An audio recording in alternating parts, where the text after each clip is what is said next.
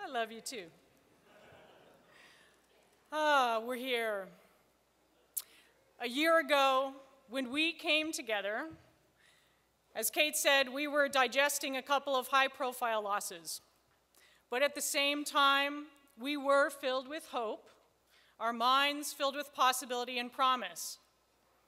Our sweat, votes, money, and work had helped elect a new president and a more pro-LGBT Congress, and finally it seemed we might start building a solid floor of legal equality from which we could reach the sky of freedom.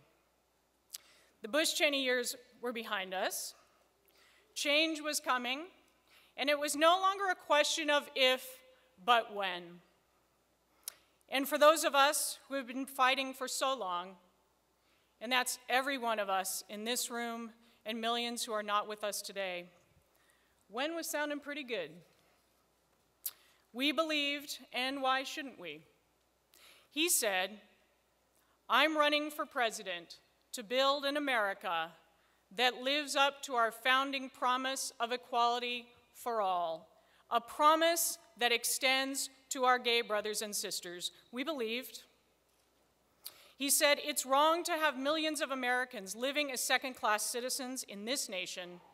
I will never compromise on my commitment to equal rights for all LGBT Americans." We agreed. We were eager to see what a fierce advocate could do. But now, it's a year into this new administration. It's a year into this new Congress. There have been glimmers of advocates, but certainly not fierceness. Speeches aren't change. Change is more than words. Change is action.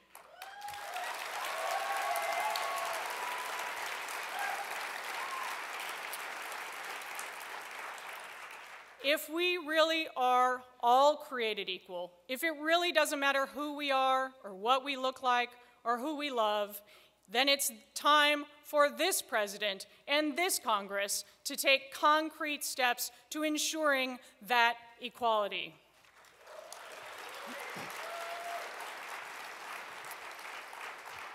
And since the president and Congress brought up the topic of don't ask, don't tell in the last week, let's start there.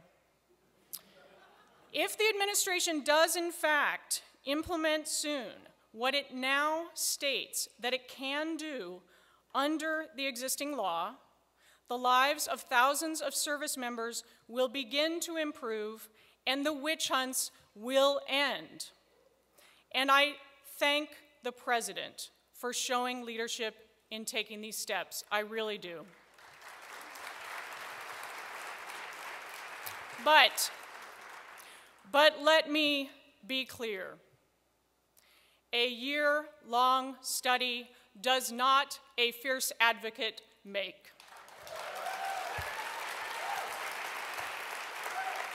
A year is far too long to wait, and it's time the president used the executive branch to stop these discharges now while the military and Congress move to bring this shameful and discriminatory chapter of U.S. history to an end.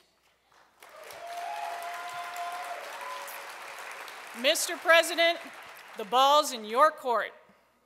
You have the opportunity to go down in history as one of the few presidents who acted decisively to move human rights forward.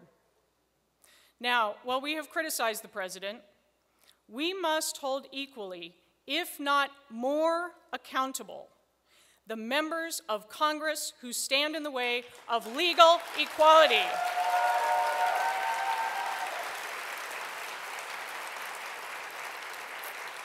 Their hands are not clean. I've been out and gay in America for 27 years, since I was a teenager.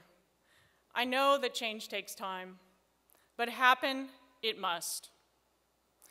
Things take time, we're told. We're in 2 wars, facing an economic crisis. We're attending to healthcare reform. There's climate change. Look at the calendar, we'll get to you.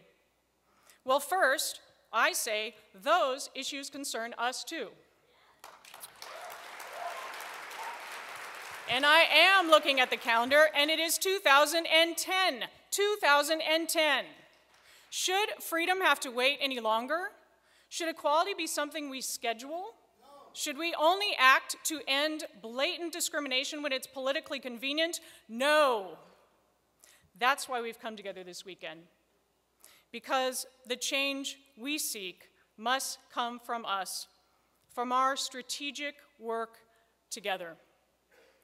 We thought we were finally going to have leadership that would stand with us, work with us, and for us.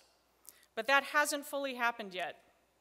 And so it's still up to us to push and, in fact, to lead.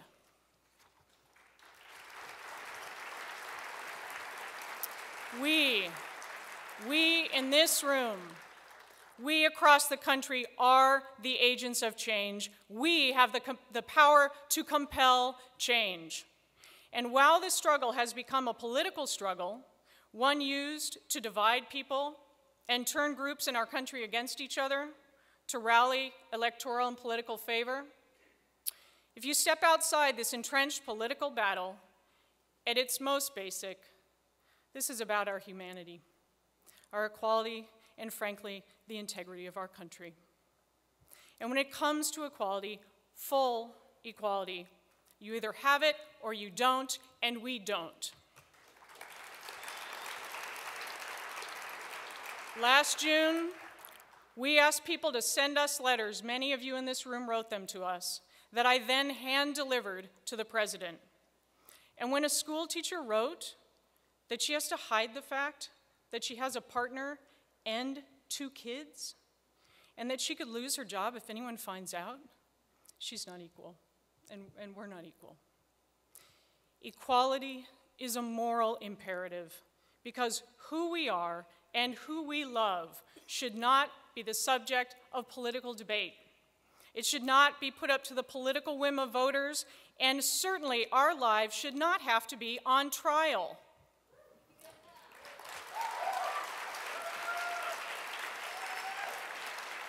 There can be no compromise on civil rights, no piecemeal human rights. These rights must be unabridged, and we stand with all those who seek the promise of equality and who still struggle for its fulfillment.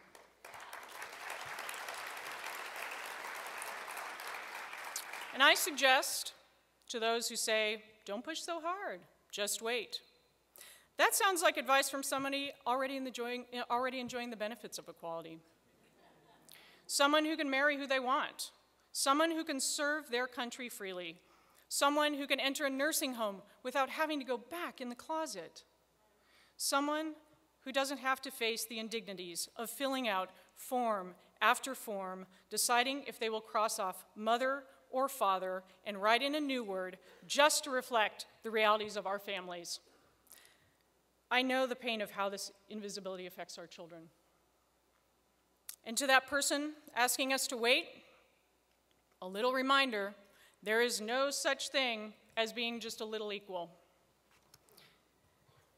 What has gotten lost in Washington and communities across the nation is that this is not a political question, this is a moral question. Justice and freedom are not just American promises, they are not just LGBT promises, they are human rights.